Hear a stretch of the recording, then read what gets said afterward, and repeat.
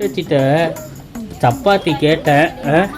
ஏம்மா என்னம்மா வெறுங்கை வீசிட்டு வர? எங்கேயம்மா சப்பாத்திக்கு மாவு வாங்க போறேன்னு சொன்னேன், என்னம்மாச்சு?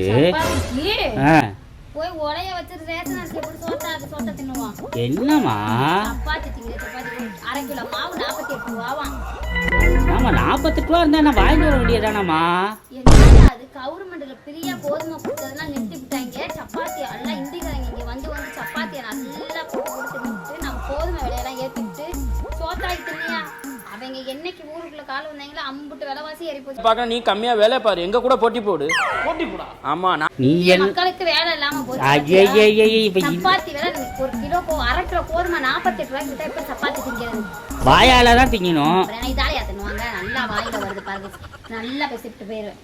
தாயா இனிமே சோறு தான், சப்பாத்தி எல்லாம் கிடையாது. என்னம்மா சப்பாத்தி வந்து இந்திக்காரங்க திங்கிறது நிறுத்தினாதான் நம்ம சப்பாத்தி. ஏமா அவங்க எப்படிமா நிறுத்துவாங்க? அவங்களுக்கு அதான்மா சாப்பாடு. சரிம்மா அவங்க டெய்லி திங்கிறாயம்மா, நீ என்னைக்காவது ஒரு நாள் தானே ஆக்கி போடுற. என்னைக்காவது ஒரு நாள் திங்கிறப்ப இப்படி 1/2 கிலோ 48 ரூபாய்க்கு வித்தா எப்படி வாங்கி திங்கிறது? ஏமா வாங்கி எப்படியா திங்கிறது? இப்பெல்லாம் பண்ணாதம்மா. இது என்ன இந்த ஒஸ்டான இதுல போய்கிட்டு இருக்கியா? நான் எதை கவர்மெண்ட்டை சொல்றதா இல்ல மனுஷ மக்களை சொல்றதான்னு தெரியல. என்ன சொல்றது உனக்கு என்ன தெரியுமா? நல்லா சீனை போட்டுட்டு நீ கடைக்கே போகலம்மா, நீ கடைக்கே போகல, போயிட்டு அங்கே போய் நின்றுட்டு இந்த ஆளுக்கு சப்பாத்தி வேற செஞ்சு தரணுமான்னு சொல்லிட்டு அழகா நைஸா வந்துட்ட. நீ